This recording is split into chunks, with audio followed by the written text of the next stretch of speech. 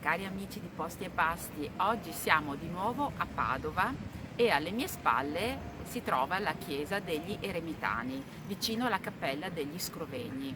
È un capolavoro della seconda metà del 1200, purtroppo però bombardata nella seconda guerra mondiale.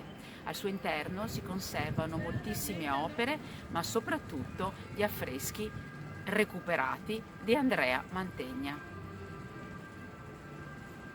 Eccoci all'interno della chiesa, come vi dicevo ricostruita. Stupisce subito il tetto a forma di carena di nave, però ricostruito dopo il secondo conflitto mondiale. E in fondo, sull'altare maggiore, il crocifisso di scuola giottesca, perché Giotto ha dato un contributo importantissimo alla pittura del 1300. Adesso ci sposteremo un pochino più avanti per andare a vedere le foto purtroppo drammatiche dei bombardamenti della seconda guerra. Nella parete della navata a sinistra ci sono queste due riproduzioni di quel grave bombardamento che purtroppo, come vi dicevo, distrusse in gran parte la chiesa. Si salvò questa cappellina qui alla mia destra, che adesso io vi inquadro, e che è la testimonianza di alcuni preziosi, importanti affreschi che andarono perduti nel resto della chiesa. Il nostro Andrea Mantegna si trova nell'ultima cappella, la cappella Ovetari, in fondo a destra. La storia degli affreschi della cappella Ovetari è molto interessante, purtroppo gravemente colpita, come vi dicevo, ma è ancora testimonianza della grandezza e della rivoluzione che farà Mantegna, soprattutto a metà del 1400.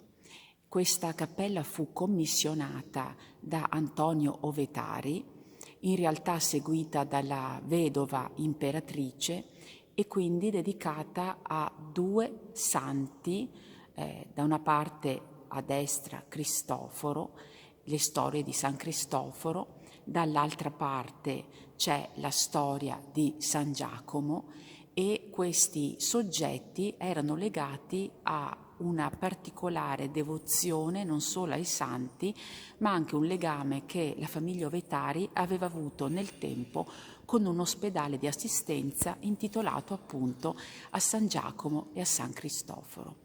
Qui per la prima volta Mantegna riesce a svincolarsi dal suo maestro, che è Francesco Squarcione, raggiunge la maturità e anche la maturità come età e riesce a dimostrare di essere molto capace, anzi ben più capace delle aspettative, per realizzare questo capolavoro, che è appunto la decolazione di San Cristoforo, in cui Mantegna sta già studiando la famosa prospettiva, diciamo dai piedi, che poi renderà e farà realizzare al pittore quel famoso Cristo morto che lui chiamava il Cristo inscurto, la famosa ovviamente Assunta, che io spero vediate perché purtroppo ci sono giornate in cui non si vede bene la luce con il dispositivo, con la telecamera, e comunque l'Assunta che poi in parte ispirerà anche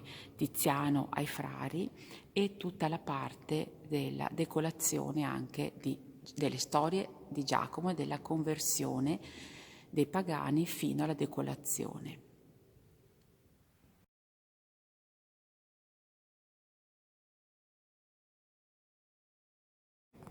Sulla parete esterna ci sono alcuni pannelli che mostrano il tentativo di ricostruzione di questi pezzetti che andarono in frantumi con il bombardamento del 1944.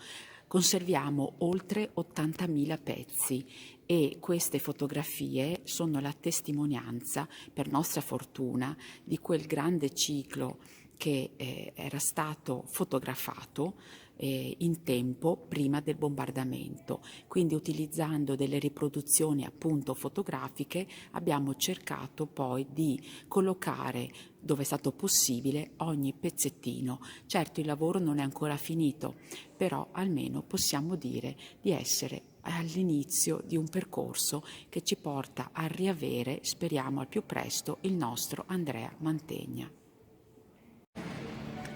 Eccomi dunque all'uscita del portone laterale, che è anch'esso un capolavoro straordinario. Sono accompagnata da alcuni musicisti della città. Mi abbasso perché purtroppo è difficile farvi vedere in questa posizione tutta quanta la parte laterale. Però io credo che una bella visita, una volta che siete qui per vedere la Cappella degli Scrovegni, non debba mancare nella chiesa degli Eremitani. A presto allora amici, a un prossimo video.